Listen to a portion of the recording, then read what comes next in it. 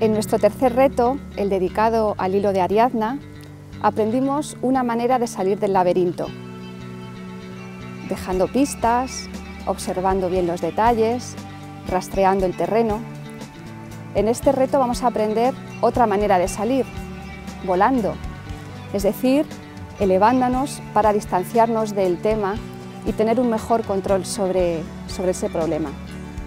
Así lo hicieron Dédalo, el constructor del laberinto, y su hijo, Ícaro. Pero esta solución, que quizás es más imaginativa, es también más peligrosa, sobre todo si se quiere volar demasiado alto y si no se atienden los consejos de las personas que más nos quieren y que mejor conocen las situaciones. Ícaro pagó bien caro no haber hecho caso a los consejos de su padre, como la vida misma.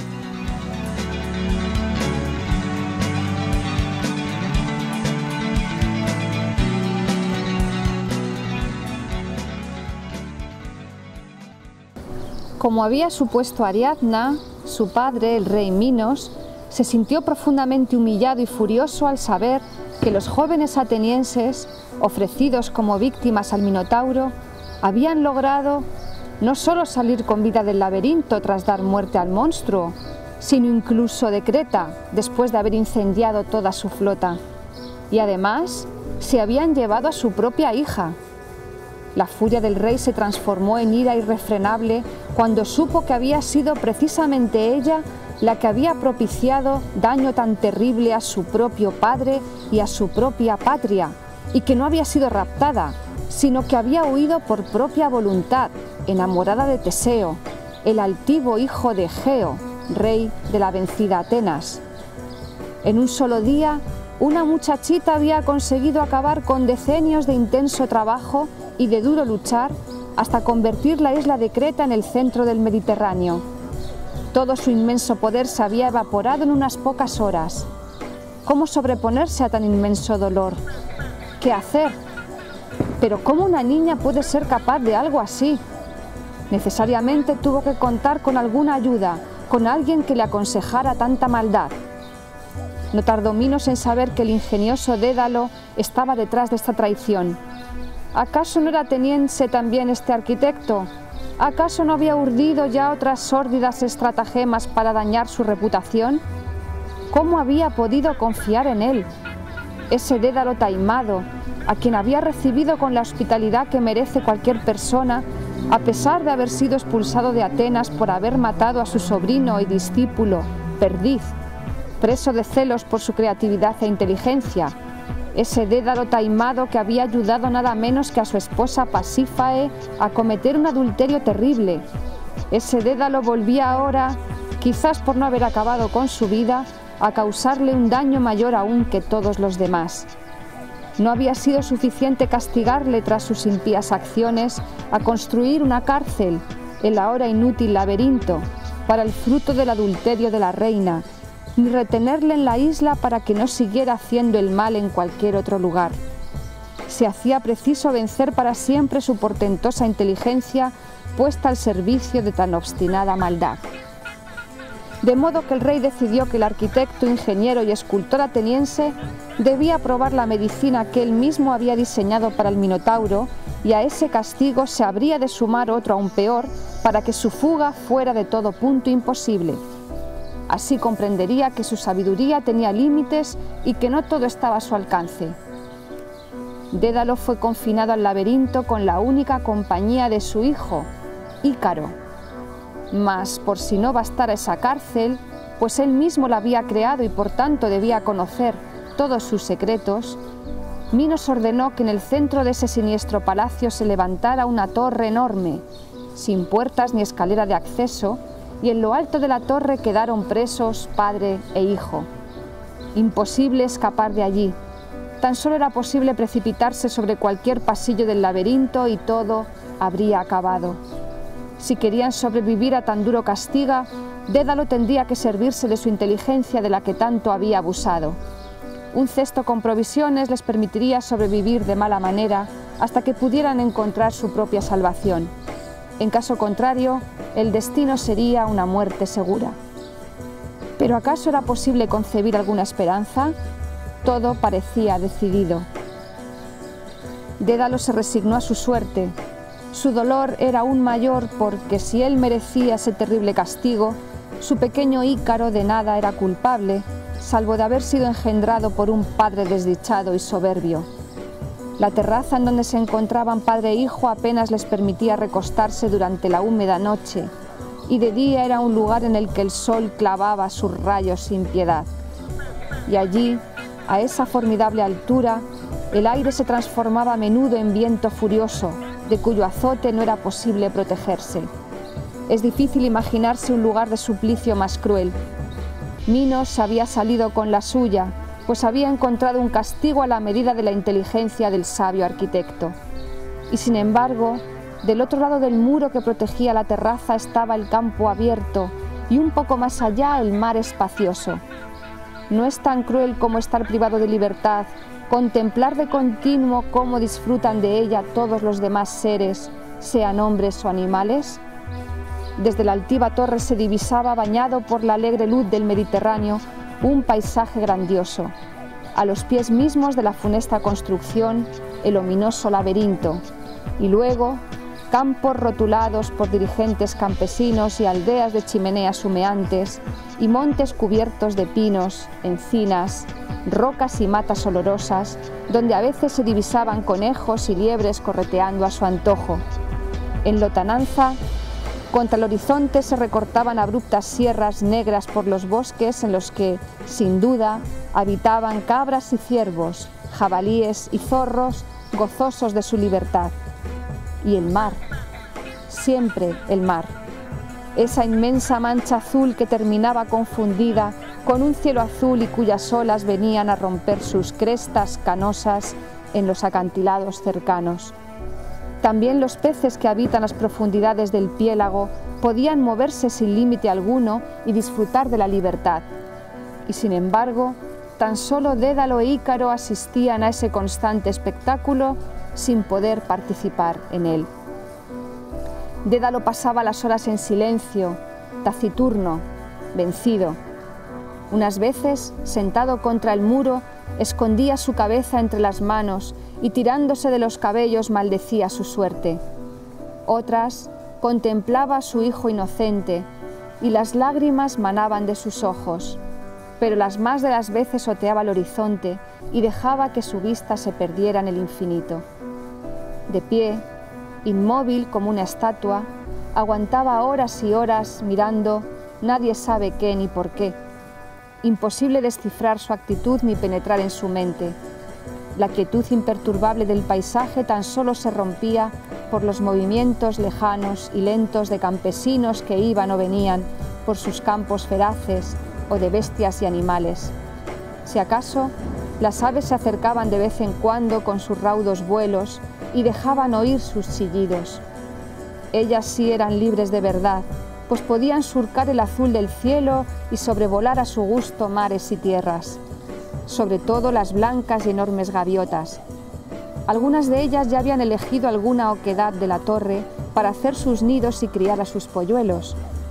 Ellas sí podían ir y venir sin que nada ni nadie se lo pudiera impedir.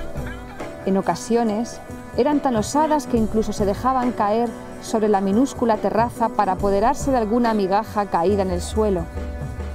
Las gaviotas, ellas sí, ahora estaban robando a Ícaro un mendrugo de pan y al punto sobrevolaban con envidiable facilidad las tierras inalcanzables o los mares abiertos, lejos del alcance de nadie. Las gaviotas se convirtieron así en el único motivo de interés para la curiosidad de Dédalo. Los días empezaron a resultarle demasiado cortos, pues a cada momento la exhibición alada ofrecía nuevas razones para dejarse cautivar. El vuelo de esas aves resultaba portentoso y Dédalo trataba de retener en su memoria cada movimiento que hacían.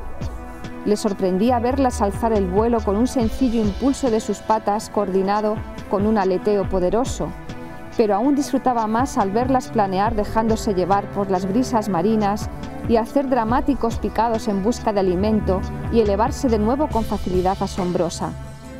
¿Por qué ellas podían ser libres y no él?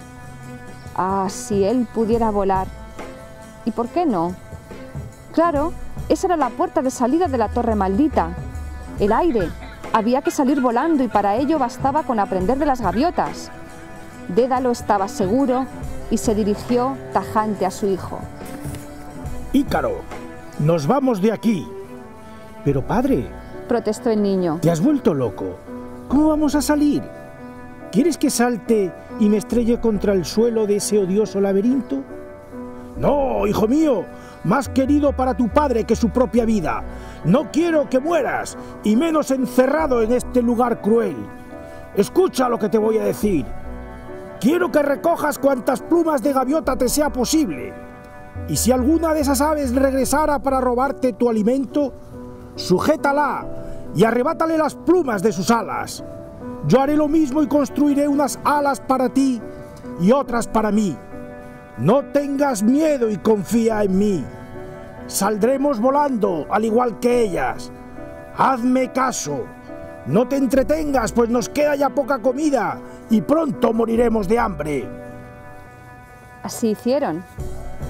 Ícaro se divertía por fin en esa terraza aburrida y cumplía con extraordinaria eficacia la tarea que le había encargado su padre.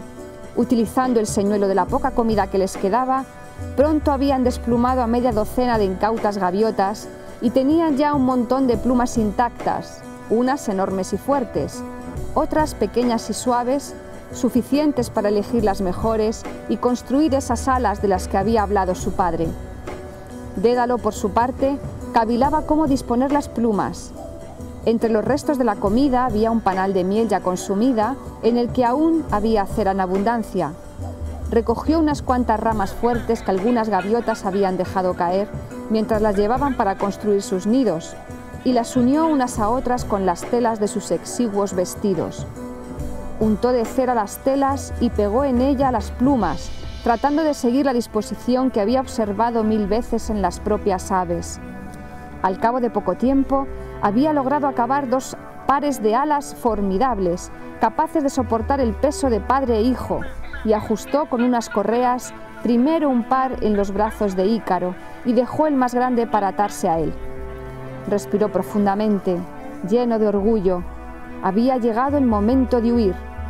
Hijo y padre probaron las alas y, como polluelos que aprenden a volar, se alzaron cautelosos sobre el suelo de la torre y se dejaron caer de nuevo.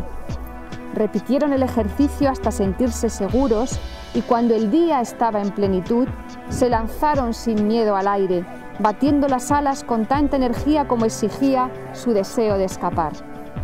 Volaban. El invento había funcionado. Poco a poco se elevaron y dejaron atrás la sórdida torre y el laberinto funesto. Pusieron rumbo al mar, y el padre, satisfecho y ufano, viendo volar a su hijo feliz a su lado, le dijo: «Disfruta, hijo mío, disfruta de lo que ningún ser humano ha podido gozar antes que tú. Estás volando, puedes ir a donde desees, pero evita tan solo dirigirte al sol. Sus rayos podrían derretir la cera de tus alas, que quedarían destruidas, y tú caerías irremisiblemente al mar». Para cuando había acabado de decir esas sensatas palabras, Ícaro volaba ya raudo lejos de él, incapaz de presentir el peligro, y se esforzaba por alcanzar la luminosa esfera del sol. Quería llegar a ese astro maravilloso, de donde llegaba la luz y el calor a la tierra, gracias a lo cual era posible la vida. Quería ser el primer mortal en explorar sus misterios. En vano su padre gritaba: «¡Vuelve, Ícaro! ¡Vuelve!». Y temeroso de seguir su irresponsable camino para darle alcance, volvía a gritar con más fuerza aún: «¡No seas insensato, Ícaro! ¡Regresa! ¡Regresa!». Mas Ícaro era ya apenas un punto remoto en la azul inmensidad y se dirigía afanoso al disco del sol. Poco le importaba al niño que las plumas de sus alas comenzaran a desprenderse y que un líquido viscoso pringase sus brazos desnudos. Seguía atento solo a su obsesión y cuanto más se elevaba, menos plumas quedaban en sus alas. y por fin comenzó a caer, sin que los frenéticos aleteos pudieran ya sostenerle en el aire. Un instante después se precipitaba sin control ninguno sobre el mar, ante la aterrada mirada de su padre, que se maldecía de nuevo una y mil veces por haber puesto de ese modo en peligro la vida de su hijo. No llegó a socorrerle. Ícaro se estrelló contra la marmórea superficie del mar y desapareció para siempre. El padre consternado sobrevoló el lugar del impacto por si pudiera aún hacer algo por su hijo. Después continuó su vuelo y al llegar a tierra segura se apresuró a consagrar las alas salvíficas en un templo de Apolo, en cuyas puertas esculpió la historia de todas sus desdichas. La muerte de Andrógeo primero, luego el cortejo siniestro de los cautivos atenienses, designados a suerte para servir de alimento al Minotauro, y a Pasífae, dispuesta a recibir, gracias a su ayuda, al toro que había de ser padre impropio de su hijo Biforme, y el laberinto intrincado que él había construido, y a Ariadna con el ovillo en la mano, que también él le había proporcionado. Y cuando quiso labrar en aquellas puertas el final de su historia y el trágico vuelo de Ícaro, por 2 veces cayeron sus manos vencidas por el dolor y las herramientas propias del escultor. Aún se puede contemplar en el templo de Apolo esa obra maravillosa pero inacabada, pues las inagotables lágrimas de un padre impidieron su culminación.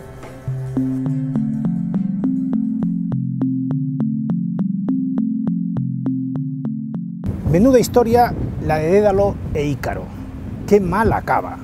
El hijo estrellado en el mar por no obedecer a su padre, por no hacer caso de los consejos que le da quien sabe más que él. Y también hay que ver lo que se puede hacer con unas plumas. Se puede volar. Pero esta historia es una historia que ejemplifica de manera extraordinaria algo que debe evitar a toda costa un emprendedor. Y es querer ser desde el primer momento más que nadie. El emprendedor normalmente ha de empezar de una manera humilde, de una manera sencilla, sin quererse comer el mundo de una manera insensata, de una manera osada. Fijaros, hemos hablado de la historia de Ulises y de Penélope, 2 simples mortales que saben resolver problemas sin ser particularmente ricos, ni listos, ni valerosos, simplemente con la inteligencia, con la paciencia, con la astucia. Ícaro es el ejemplo de todo lo contrario. Es el joven que cree que desde el primer momento puede alcanzar nada más y nada menos que el sol. Y hay una persona, su padre, que le está dando consejos y que le está diciendo: hijo, no hagas esto. Ícaro no quiere escuchar el consejo del que sabe más, y el resultado es el más estrepitoso fracaso. Un emprendedor debe saber cuáles son los límites de su trabajo. Ya llegará el día en que llegue el sol, ya llegará el día en que, como Steve Jobs, o como Zara, o como tantas otras empresas que empezaron de manera humilde, pueda llegar a comerse el mundo. Pero hay que darle tiempo al tiempo, hay que ser paciente y no hay que pretender alcanzar el éxito el primer día que nos ponemos a ello. Este joven alado que vemos aquí caído en el suelo no es Ícaro, pero es un joven cuya historia se parece a la de Ícaro. Es el ángel caído. Nos encontramos en la glorieta del ángel caído del Parque del Retiro de Madrid. El ángel caído es el demonio, es Lucifer, el ángel que traía el lucero de la mañana, que desafía a Dios, que quiere hacerse semejante al Dios que le ha creado, y Dios le castiga tirándolo a la tierra y de ahí haciendo que vaya a parar a los infiernos. A partir de entonces, él representa el mal. Es también un ejemplo de ese ser que se cree superior a todos y que cree que puede acceder a lo más alto sin darse cuenta de sus propias limitaciones, y al final lo que consigue es pura y simplemente su destrucción, su ruina, su caída.